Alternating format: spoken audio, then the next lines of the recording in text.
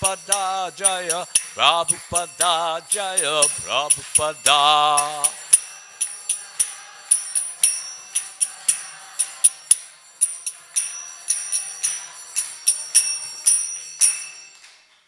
Jayam Vishnupad Paramahansa Parivajakacharya Asatara Sat Sri Srimad.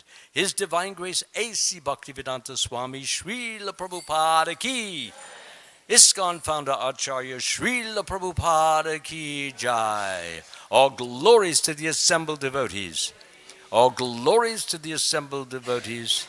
All glories to the assembled devotees. And all glories to Sri Sri Guru and Gauranga Srila Prabhupada.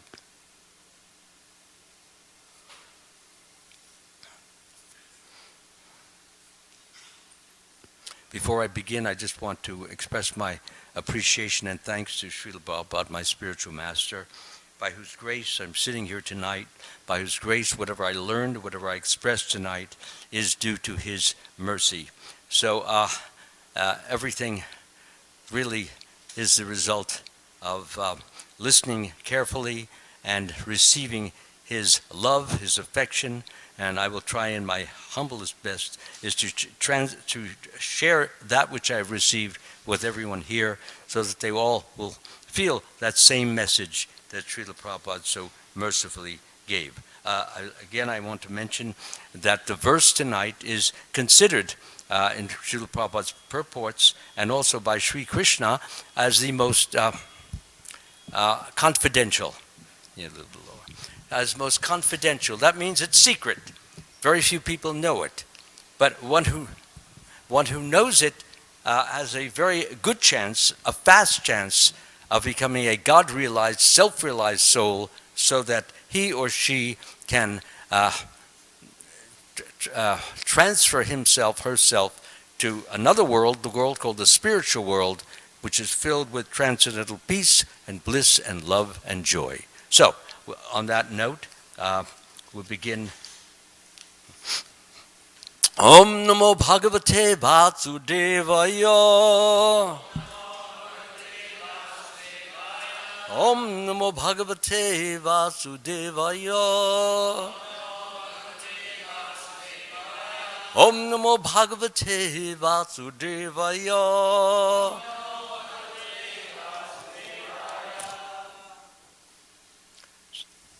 Again, this is from the Bhagavad Gita. And if we get the light working, that would be fine.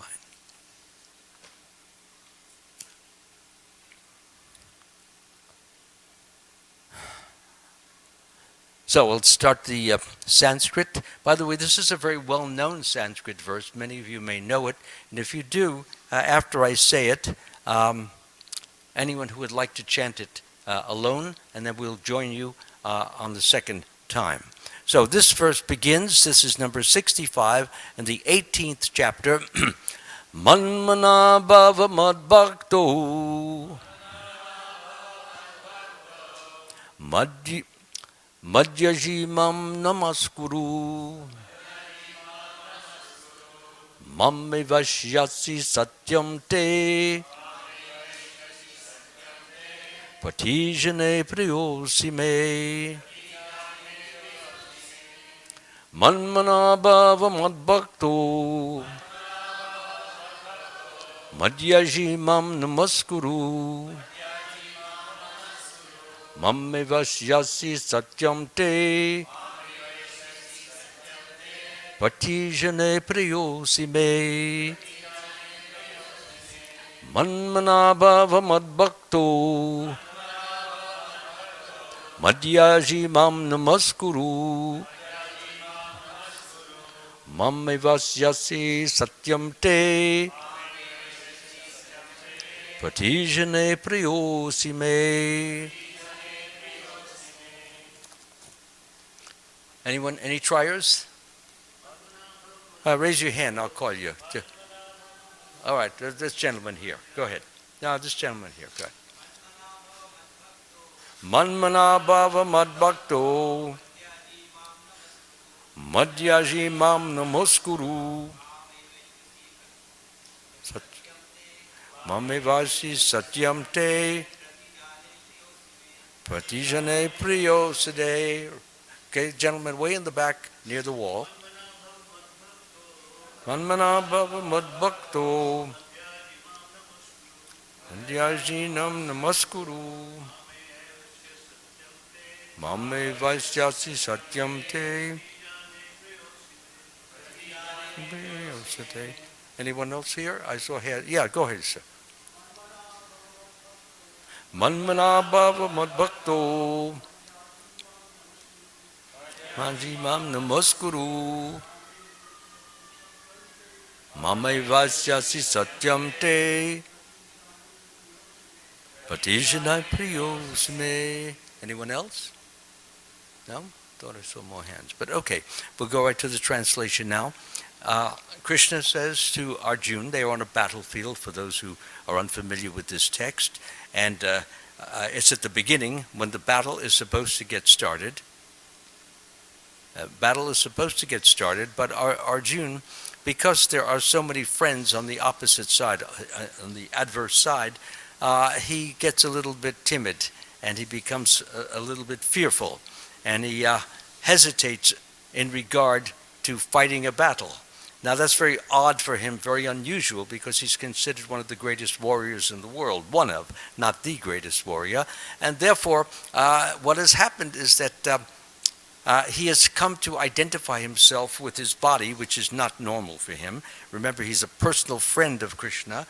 He's a cousin of Krishna, and he knows his philosophy upside down, downside up, and in and out. So here he is, acting like a person who might be an ordinary person, who does not know the philosophy, and Krishna has done this purposely, to make him like us. Or when I say us, I mean those of us who do not know the philosophy. Most of you do know it, but when I say us, I mean the common person, the ordinary person that has to go to a battle, and how does he deal with this frightening, hesitant situation.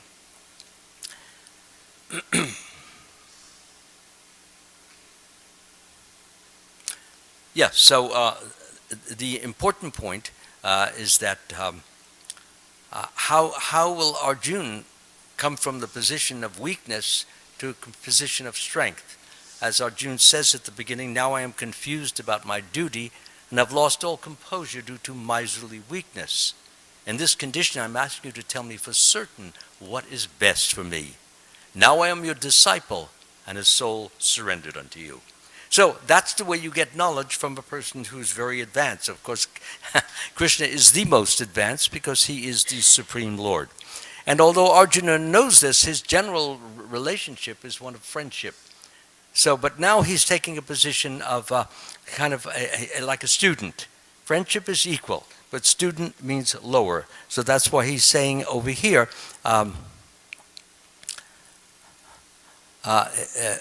that's why he says in the verse which I just quoted, is now I am your disciple, please instruct me. In other words, he's not talking like a friend. He's not saying, hey, you got to tell me something. Talking like that in a more ordinary, colloquial, modern parlance. So now the actual verse of 1865, Krishna says, this is near the end, of course. There are 18 chapters and 700 verses. Always think of me, he tells Arjuna. Become my devotee. Worship me and offer your homage unto me. Thus you will come to me without fail. I promise you this because you are my dear friend. So I will say several words, and I would like everyone to repeat those several words of the same verse. That's the way we get to learn it better, by repeating it and hearing it. Again, always think of me. Become my devotee. Worship me and offer your homage unto me. Thus you will come to me without fail. I promise you this because you are my very dear friend. Good. So now I will read Srila Prabhupada's purport, and my talk will be based upon this purport, and all I will be doing is elaborating on some of the wonderful statements that he makes, and and how he helps us to understand this, and also gives us what I would call a very confidential few words, which normally are not given. So, purport. If I can get this closer.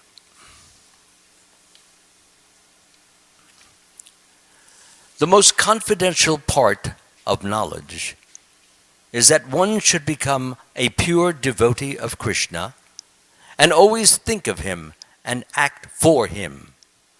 One should not become an official meditator. Life should be so divided, life should be so molded that one will always have the chance to think of Krishna. One should always act in such a way that all his daily activities are in connection with Krishna. He should arrange his life in such a way that throughout, child has to be taken out if you can't be quiet, I'm sorry, but we have a whole group of people here, and on the internet we have possibly 100 people there. So the child must be taken out, or if you have a computer, you can hear what I'm saying on your computer. Sorry.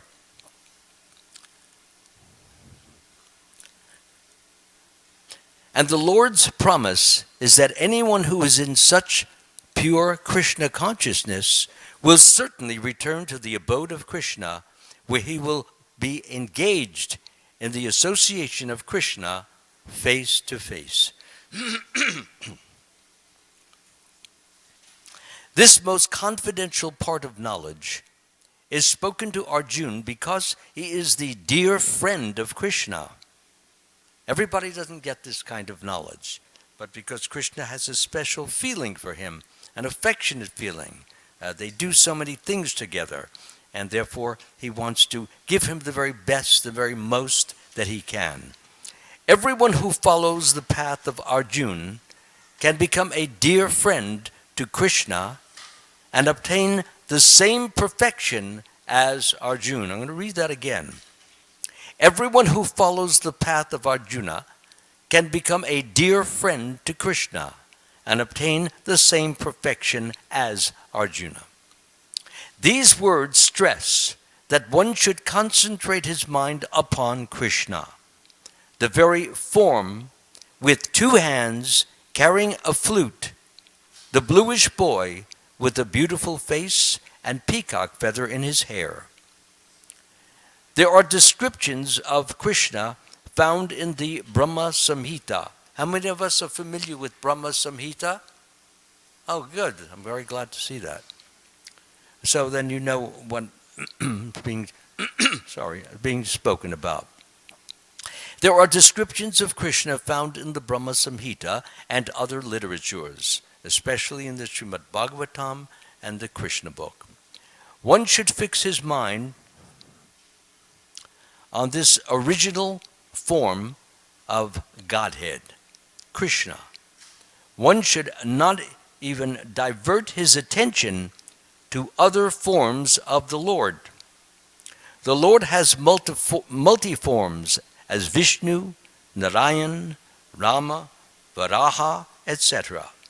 But a devotee should concentrate his mind on the form that was present before Arjuna, and which is also the original form of the Lord. Concentration of the mind on the form of Krishna constitutes the most confidential part of knowledge. And this is disclosed to Arjuna because Arjuna is the most dear friend of Krishna. Om Agyanata Mirandasya Gananjana Shalakaya Chakshur Unmilitam Yena Tasmai Shri Gurave Namaha. I was born in the darkness of ignorance, and my spiritual master opened my eyes with the torchlight of knowledge. I offer my humble obeisances unto the lotus feet of Srila Prabhupada. So, I'm going to start with the verse again. Krishna says to Arjuna, always think of me. So what does that mean, always think of me? I mean, it can mean a lot of things to a lot of persons. Always think of me. And what does he mean? Srila Prabhupada explains, think of me. You can think of one's form, his face, his eyes, his smile, his posture. Always think of me. It can also mean his words, thinking of his words. When you think of the form of the Lord, you begin associating with God. It's not like you stay there. When the Lord sees that you're making a deliberate and definite effort to see him, to study him, to look at his beautiful face, to try to imbibe it, drink it, so to speak, he's very pleased to see that. And as I've already mentioned, when you see like the picture over there of Krishna, it is non-different from him. So one who meditates on this picture and meditates for a long time will arouse the interest of Krishna in him or her. In other words, Krishna sees that you're interested in him, that you want to know more about him, that you want to share with others what he gives you to them. So when Krishna sees that, he wants very much to assist us and help us as he can. Krishna says in the Bhagavatam, the pure devotee is always within the core of my heart, and I'm always in the heart of the pure devotee. The devotee does not know anything else but me, and I do not know anything else but him. So it's a reciprocal relationship. Reciprocal means I give you and you give back to me. Now I'm enjoying what you've gave to me, so I want to give more back to you. And you've gotten more, so you want to give more. So that's the way devotional love works. Devotees feel something so strong, so intense, so wonderful that they want to, as I said, reciprocate. So that's how we can think of Krishna. We can write things. Some people write poetry, beautiful poems to Krishna. These are different ways that we can think of Krishna. Most people don't want to think of Krishna. Most people like to think of themselves and their own activities.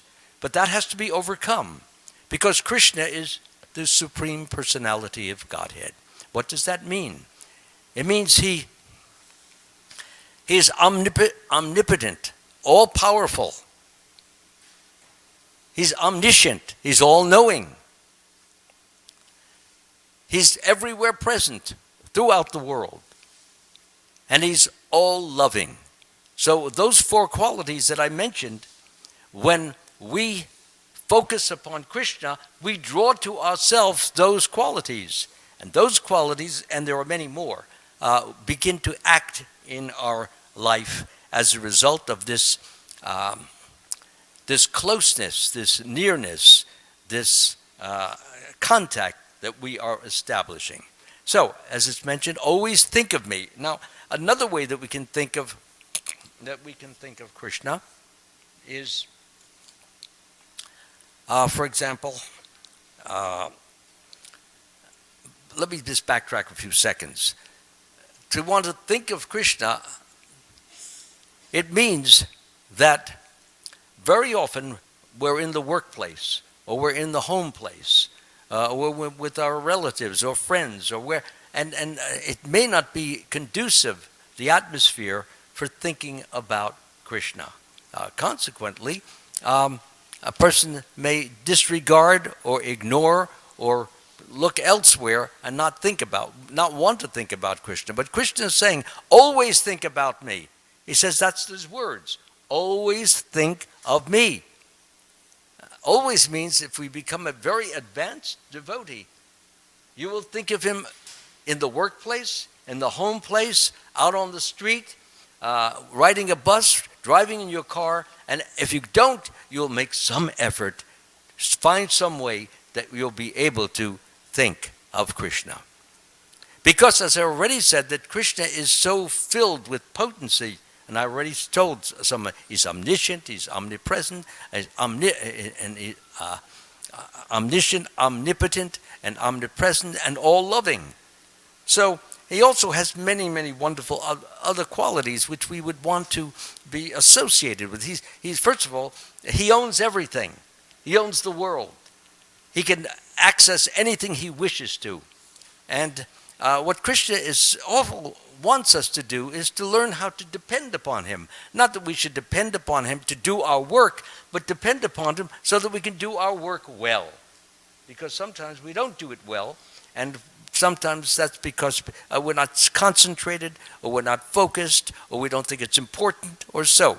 So therefore it is very good to concentrate on Krishna so that to help us in our work and help us in our avocation, our hobbies, on our dealings with our children, dealing with our parents, like that.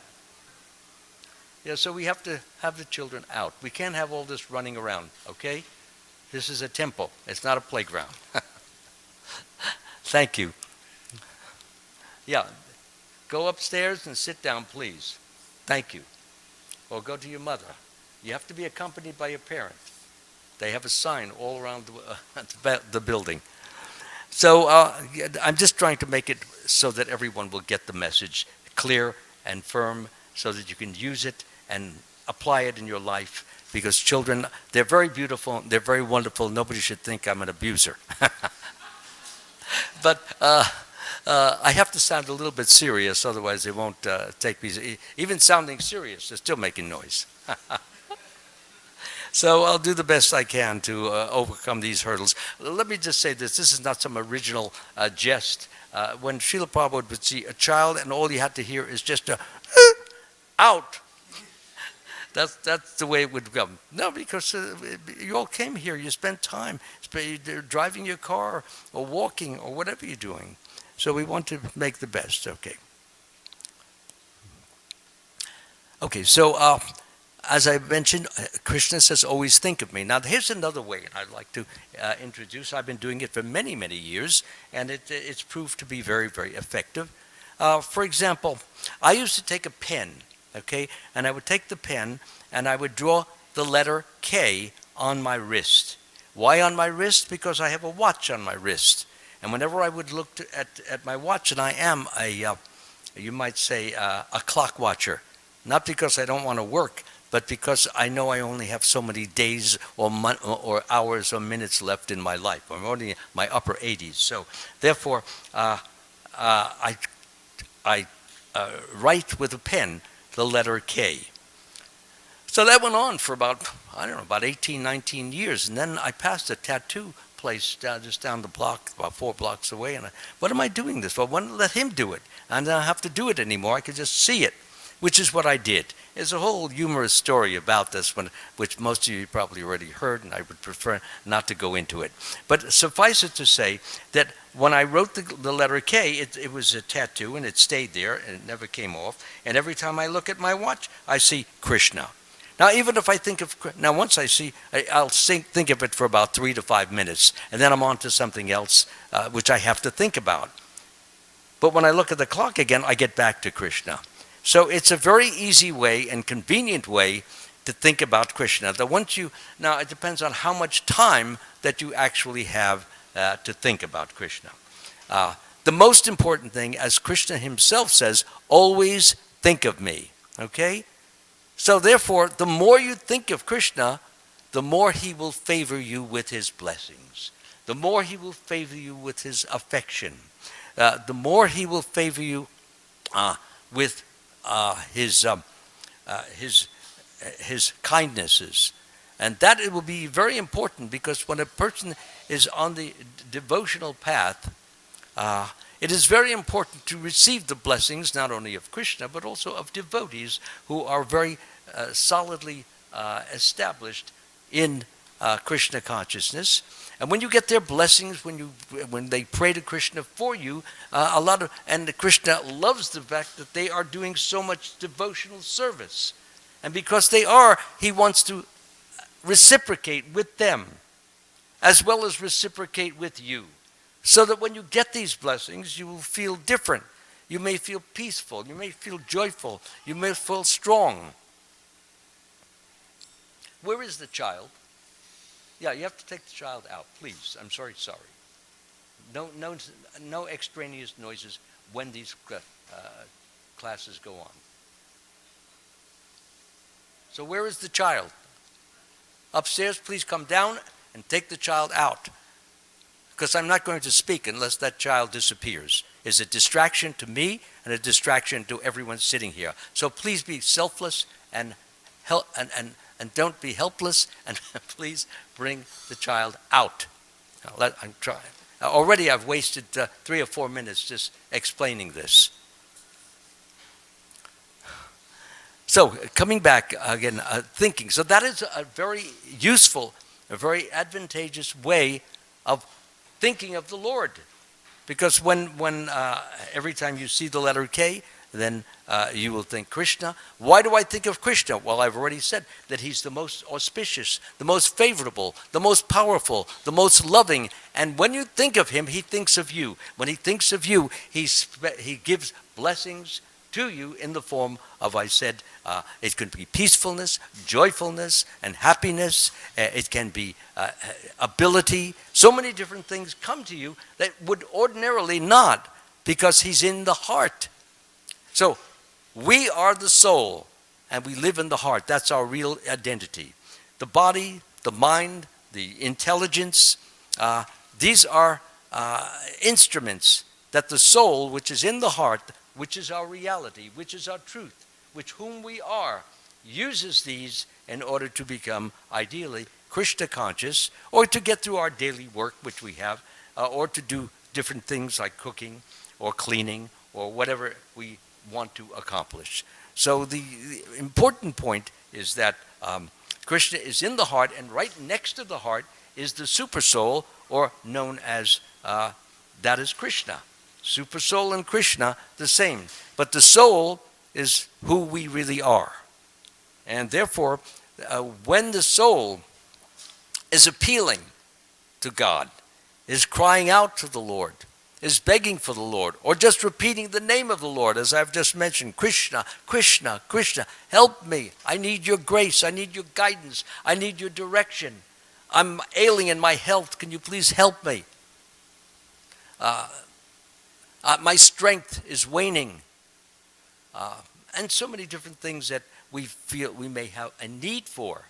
Now, I'm not saying that automatically Krishna is going to just give what you ask for. Not necessarily. But when he sees that you're trying to establish, create a relationship with him, and not merely just doing things on our own. In other words, just to endeavor on our own. I don't need Krishna. And many people think this way. I don't need God. I can do everything myself. I'll take the cough medicine, or I'll take the injection. I'll do this and I'll get well. Yeah, right. Yeah, everyone doesn't get well. Or sometimes it takes what could normally take 3 weeks, a week, or 5 days, could take 3 weeks and 4 weeks, because of the fact that we failed to show humility and instead showed arrogance and vanity. And when you do that, then Krishna steps aside and simply lets the course of action take its own nature. But when a devotee actually is trying to create a relation and he wants to increase his faith with Krishna, and when what would normally take, say, as I said, 2 or 3 or 4 weeks is finished in 4 or 5 days, the devotee should not think it would have happened anyway, because that is not giving the full credit to the Lord. And if we do that, then the Lord will say, okay, it will happen and next time it does 3 to 4 weeks. Why? Because we took it for granted. We took it that it would happen anyway. It was just good luck, and God had nothing to do with it. There's actually no such thing as luck in the world. Absolutely not. Things happen, whether they're favorable or unfavorable, whether good or bad, painful or pleasant, as a result of things which we have done in the past, which may be favorable and pleasant, or which may have been unfavorable and unpleasant. The karmic wheel, when it comes to stop and to give us what we deserve, so, for example, we gave some charity to somebody, and the person was helped, and then one day we needed charity, and somebody came by, and he said, excuse me, could you help me in this? Well, of course. And that was the payoff, or the payback. So nothing is happening. Most people who have no faith They have no connection. They have no understanding. They do not know the purpose of life, which is to be a God-realized soul. And therefore, they just say, it's good luck. There's my good luck. It's simple. But if you live your life on that idea of luck, then your whole life is just running at random. But what we say here is not luck. We should develop our loving relationship with Krishna. And when he sees that we need certain things, he will help us. And when he sees that we don't need certain things, he may help us to get rid of them. And sometimes your car is stolen because you got 4 cars. He helps us get rid of some of the things that is this excess baggage. So that's, again, thinking so we'll be able to think of Krishna.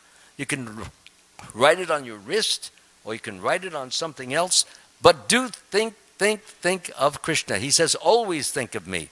That's his instruction. It's not mine. Become my devotee. Now, what is a devotee?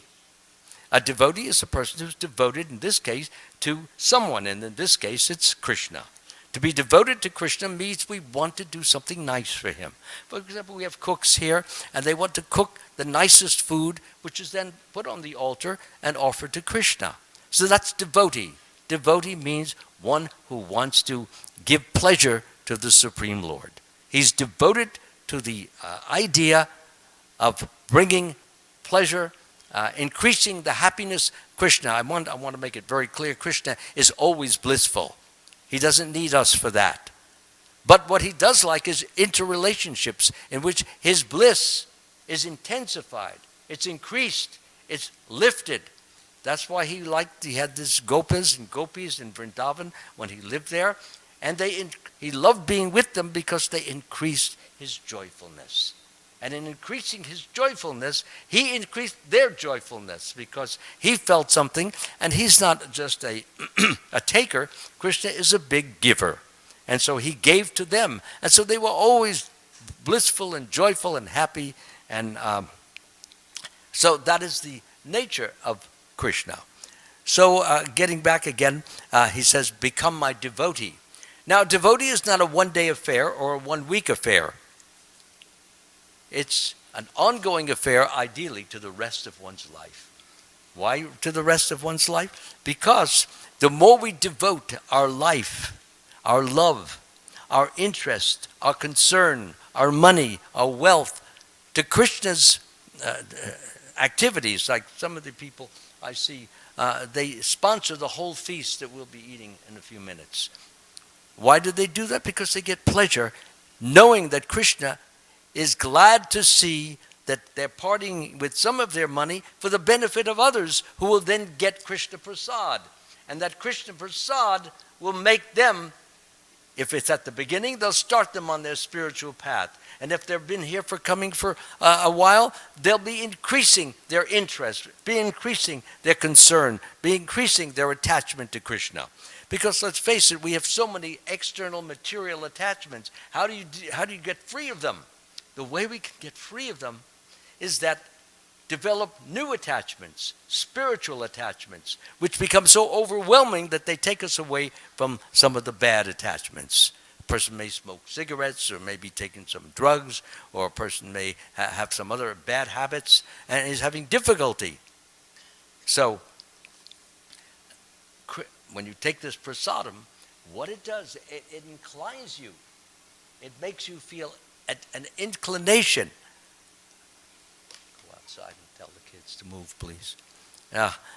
Inclination. When you have this inclination to do something right and something good and something blessed, well, you didn't even have to, strain yourself and say, no, I must do this, I must do this, I must get away from this, I must stop. There was no real effort.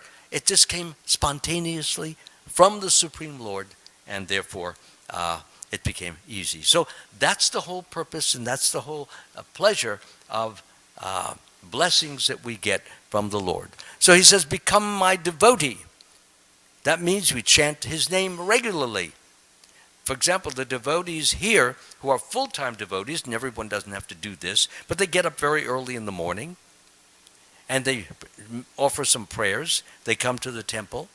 they chant Hare Krishna, Krishna, Krishna Krishna, Hare Hare, Hare Rama, Rama Rama.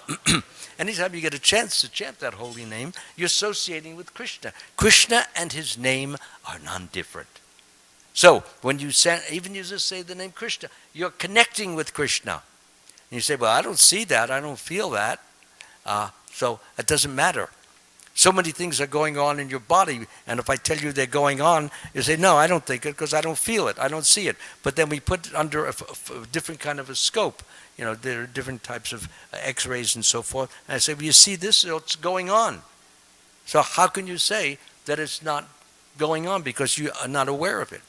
Or a person may say, I say to a person, your hand, what's on your blank hand? He says, it's blank, there's nothing on it. I say, are you sure? Absolutely, there's nothing there.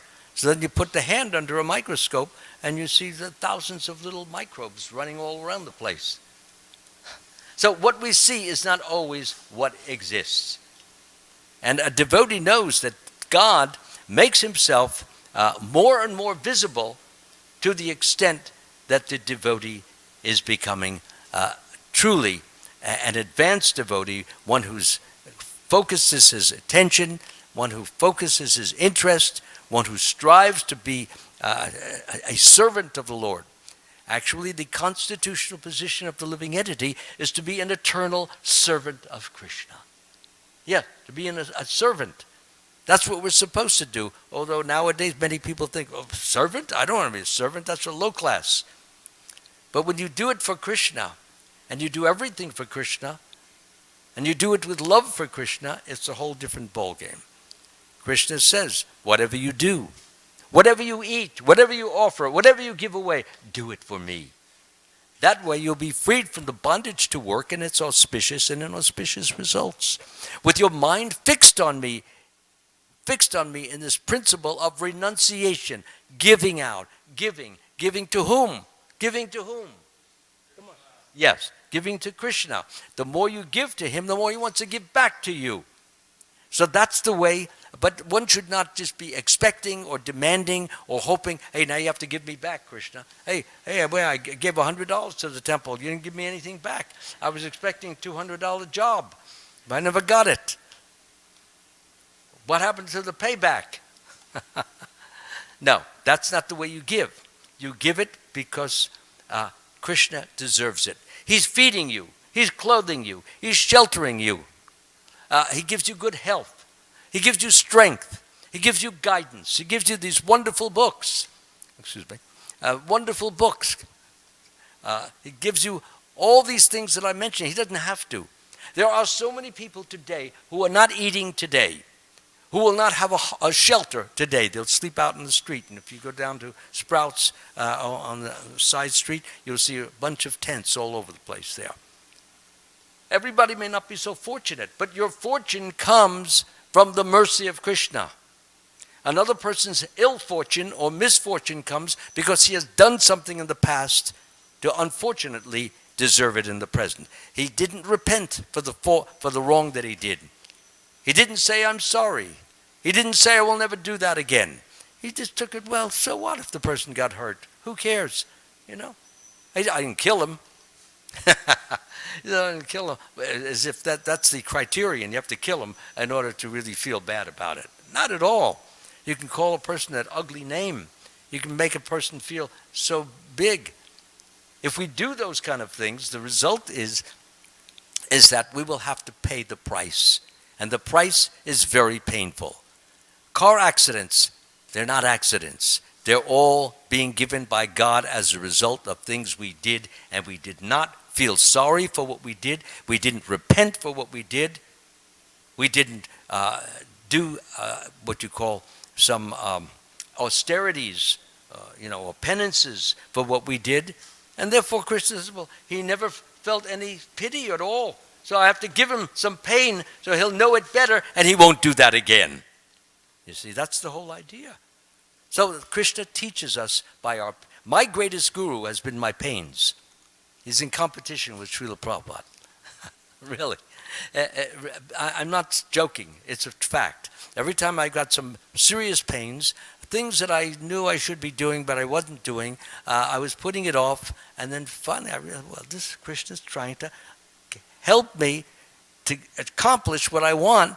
And the pain, which I hated, which was terrible, I wanted to get rid of it. And finally it did go away after a certain amount of time. And it helped me to overcome or ignore or disregard certain actions that I knew should not be done. So again, coming back to become my devotee, Krishna says, worship me. Now some of you have already been in the worship ceremony that we had before. We worship, which worshiping means looking up to Krishna, feeling that we're small, we're insignificant, inconsiderable next to Krishna. Otherwise we are important because we are of Krishna. It's part and parcel of Krishna. So then what happens is that Krishna gives us help. He gives us aid in what we are doing. Because but worship must be done with the heart. It is not a matter of just standing there and putting the arms up or lowering the head or doing obeisances. Everything should be done with the heart. What does it mean to do with the heart? It means I appreciate what you have given me. I'm grateful for what you have given me. I want to pay back. I want to give back what you have given me, although I can never, ever, ever, never repay you, because what you have given me is inconceivably great. So when a devotee has that attitude, that understanding, what happens is that he or she gets much, much grace from the Lord, because the attitude is right. If your attitude is wrong, don't expect to get anything. Attitude is wrong. Well, the Lord owes me. Now I helped this person. He fell down on the floor. Now he owes. No. It's called unconditional love. Okay? We want to remember that word. Unconditional. It means no conditions. It means you do it because Krishna likes you to do it. And because he likes you to do it and you want to please him, you do it. And when he sees that you do it without a condition, without a demand, without anything of that sort, he's very pleased. And when he's pleased, remember, every time we please him, he expresses through the heart his love. And when that love hits you, you may feel all sorts of different symptoms or all sorts of different feelings. There may be ecstasy. You may have tears in you. One person, he comes some of my classes, and I don't know if I should go on because tears are just flowing down his eyes. He's only one, by the way. So anyway, he has these feelings. I said, why are you sobbing? He says, what you're saying is triggering certain things within me, and I realize how far away I am from Krishna. And on the other hand, how near he is to me.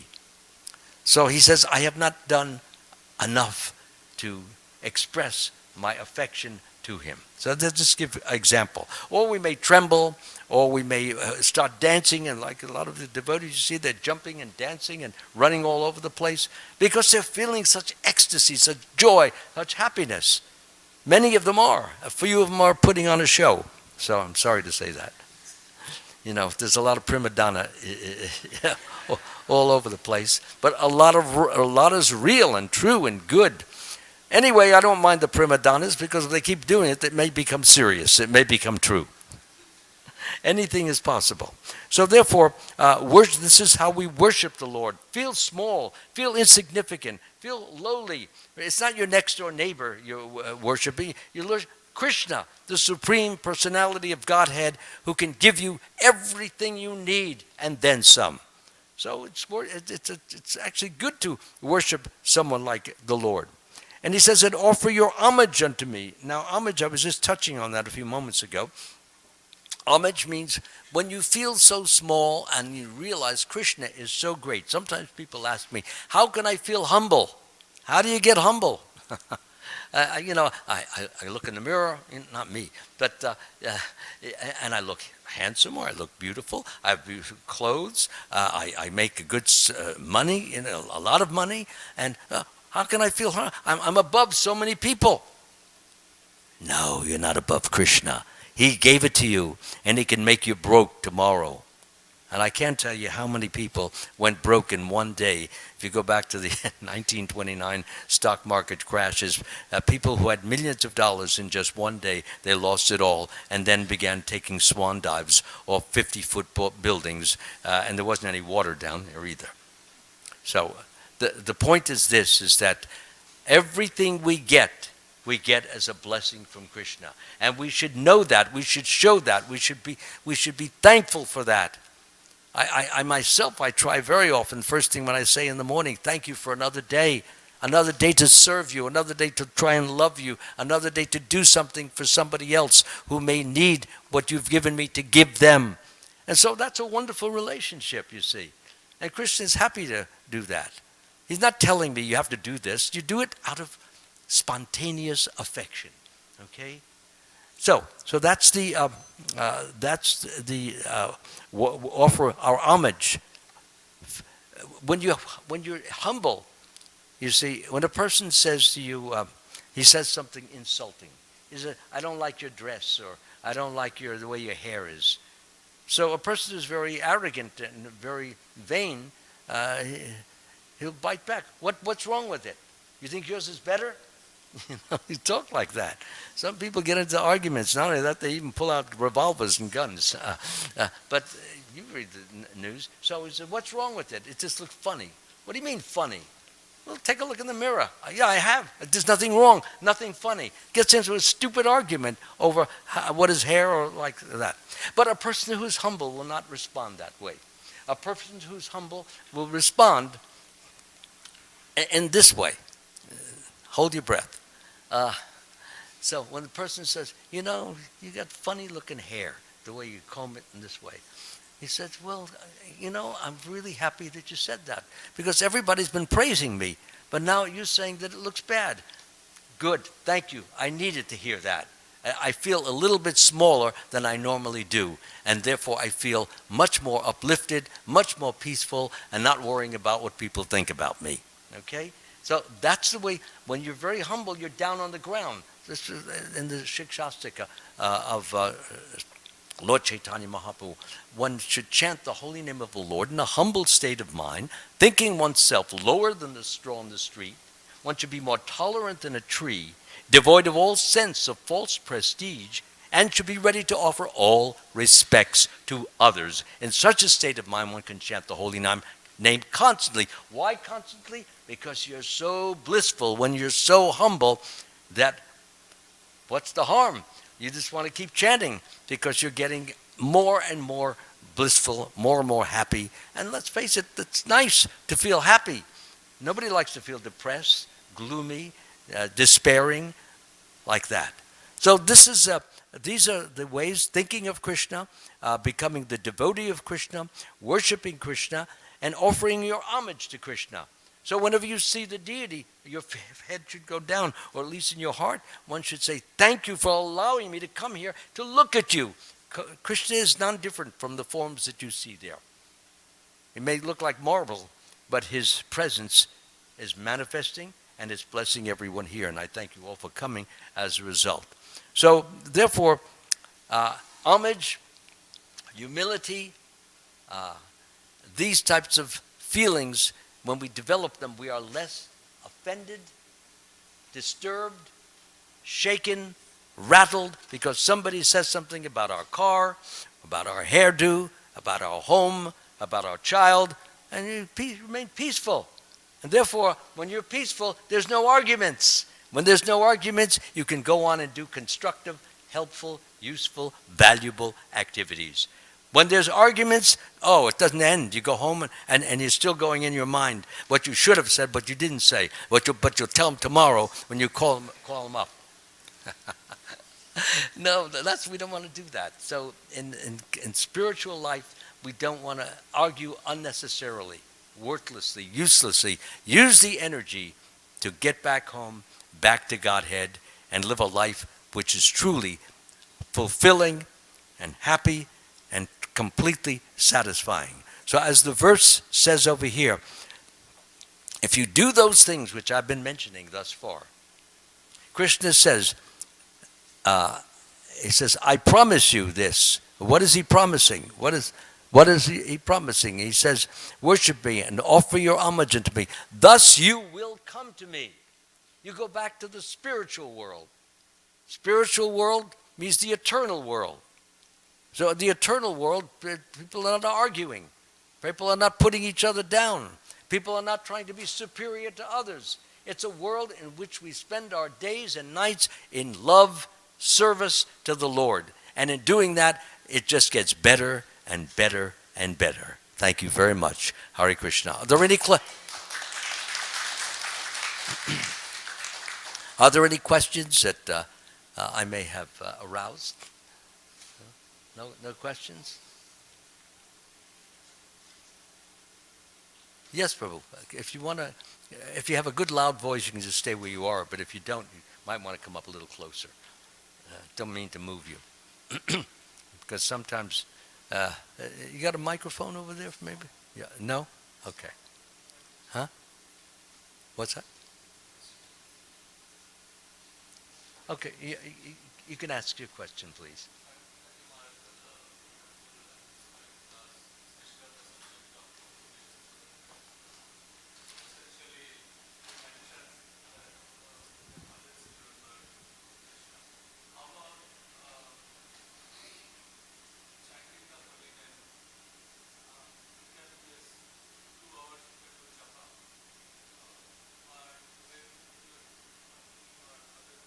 Yeah.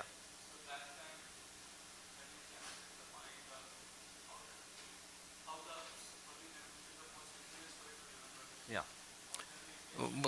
Well, I'll just quote you for Srila Prabhupada. It says, you should chant it so that you hear it. It doesn't have to be loud, but it should certainly be audible by yourself. That's the first thing. Many people get bored chanting because it's the same words going over and over and over and over. Hare Krishna, Hare Krishna, Krishna Krishna, Hare Ram. I mean, people fall asleep doing it. Hare Krishna, Hare Ram. Hare Krishna. That's not the way it's supposed to go. Or we have the machine gun chanters. Hey, it's 1 hour and I'm finished. Yeah, machine guns, that's what they do. But that's about the amount of benefit they're going to get. They get 1 hour of benefit when they should have gotten 2. So now going to your point, I'll tell you what I do, and some other devotees I know do this. When I chant the holy name, I do it in front of a photo, a picture of Radha and Krishna. It's right over here, Radha Krishna, you see. I do it in front of them, and I address the mantra, Hare Krishna, to them. So it becomes a personal experience. It's not just a group of sounds. The sounds are good, but as I said, they can put you to sleep. And we don't want to go to sleep when we do that. We should actually be getting ecstatic. So when you address the deity, Hare Krishna, in other words, what is the meaning of it? Please engage me in your transcendental loving service. Okay? Or if you're engaged already, because you have a service, then please continue to allow me to be engaged in your service. The most important thing is to be always begging, crying out to the Lord for service, because it's through service that the heart, the mind, and the body all become purified. And in the purificational process, we become more and more advanced. So this is very important. So when you address the deity, it's a person. You should always think that Krishna is, you don't have to think, he's actually everywhere, and he's in that picture too. So when you're chanting, it's like you're talking, like, okay, here's Bhakta Das. Yeah. So if I want to not address him, he's not there, it's it, Hare Krishna, Krishna Krishna, Hare Hare, Hare Rama, Rama Rama, Hare Hare. There's nothing wrong with that. But if I want to create a relationship, that's not the way I would chant. I would, Hare Krishna. I'm talking to you now. Hare Krishna. He's responding. You can see Krishna's also. Hare Krishna, Krishna, Hare Hare. Hare Rama, he'll laugh at, Krishna will laugh at us too occasionally. We're not so beautiful always. Hare Krishna, Krishna Krishna, Hare Hare. Hare Rama, Rama Rama. Thank you, Lord. That should be there. Please help me, Lord. That should be there. Keep me engaged in your service. Help me to always remember you, Lord. All these crystallize and circulate in the heart so that it's not a dull, dead, worthless activity or just a mind-droning activity. We want it to be full of relationship, okay? To me, relationship is everything. And when you have good relationship with God, he lets you know it. But if you don't, you just want to just fulfill the dictum, Hare Krishna, Krishna Krishna. Nothing wrong with that, but it may not give you the same result, the same feeling, because you're not expressing affectionately to the Lord. And when you give affection to Krishna, he gives it back. And when you feel his affection, you just want to give more. And you actually feel the greatness of God by the way he is responding to you. Otherwise, it's kind of dull and boring. I mean, I'll tell you honestly, that's the way I solved that problem. Okay, does that, I hope it does. Anyone else with a question? No? Can I release you all to the prasadam room? No? Thank you all very much. It's been a pleasure. It's a joy, and I hope you enjoy the prasadam even more so than you've enjoyed this talk. Hare Krishna. Hare Krishna.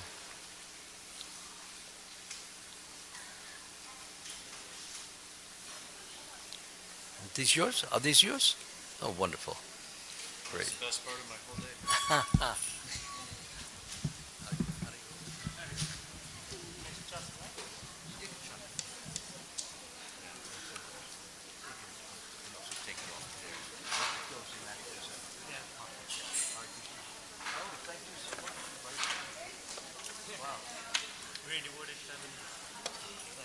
Thank you, Maharaj, for the wonderful place.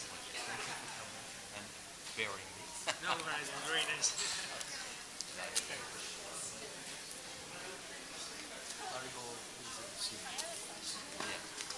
So, could we chant to Yes, go. So, I was wondering if we can do japa to Srila Prabhupada first. Chanting japa to Srila Prabhupada first before Sri Krishna, because I just thought that Srila Prabhupada never It's not a problem. The main thing I try to indicate relationship.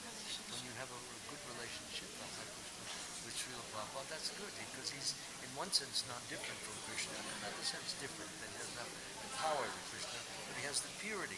Krishna's purity is running through. Yeah. Any great soul, you can chant japa to that particular individual. But Prabhupada mentioned in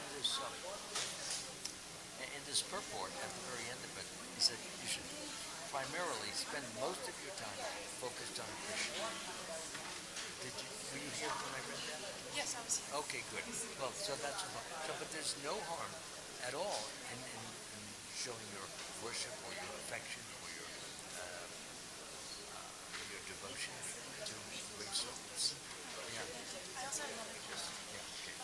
Sorry. Because I have another person. They're lining up.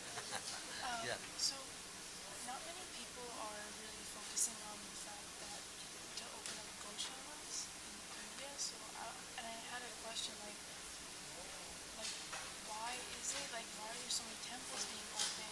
Meanwhile, there are so many temples, but there's not so much focus on cows. It depends. Where do you mean? In the United States? In India.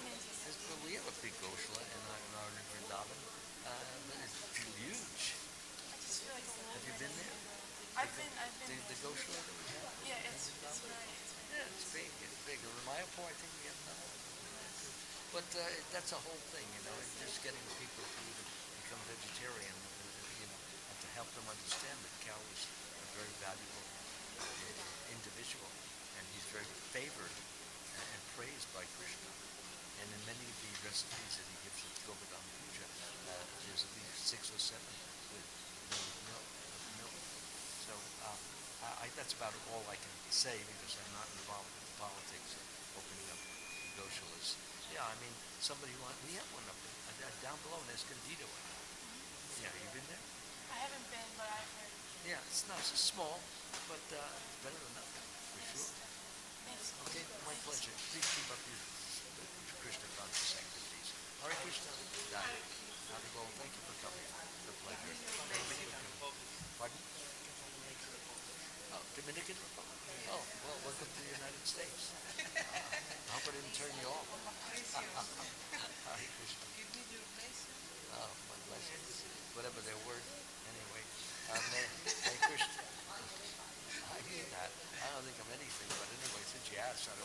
disappoint you. Krishna, I don't have much spirituality, but you have plenty. So please do me a favor. Whatever you like in me, now I want you to send some blessings to her. You see, because if you send them, things are going to go well. But if I send them, it's a very uncertain situation. Okay? Now, I'm just being honest with you. Good. But after the second million, you got to give me a percentage.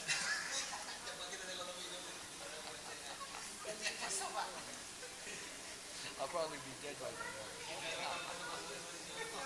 Hare Krishna. Best wishes to you. Hare Krishna. Hare Krishna. Daryl Patterson. Oh, my pleasure. What is your name? Daryl Patterson. Patterson? Daryl Patterson. Daryl Patterson. Good. Good to meet you. Amala-bhakta Swami. Okay. Amala-bhakta Swami. Swami is a title. Amala-bhakta Swami. Daryl. Everett Patterson. That's mine. Okay, good. It takes two. The beginning. Yeah, Daryl Patterson. Yes. Nice. I appreciate your work today. You know, I got in a little bit late. I still appreciate your work. Well, I can't give you the lecture again, but you can get it on YouTube. Oh no, I'm saying thank you for the part of the lecture. I'll let you heard it. Okay, well, thank you very much for your gratitude. It's a pleasure. What, you came in late? Is that what you said? Yeah, I came in, so I wasn't here. I think tomorrow this lecture will be on YouTube, and you can get the whole thing from the beginning. Okay. Is there a YouTube page for the temple, or is it your own? Well, generally it's on my name. Oh. Amala-bhakta. Are you right? You have a pen? Okay, it's easy. Amal, A-M-A-L. Okay. Well, actually, the way it's spelled, A-M-A-L-A. Amala. Bhakta. B-H-A-K-T-A. Bhakta. Yeah, Swami. Bhakta Swami. And then put down the date in numbers, which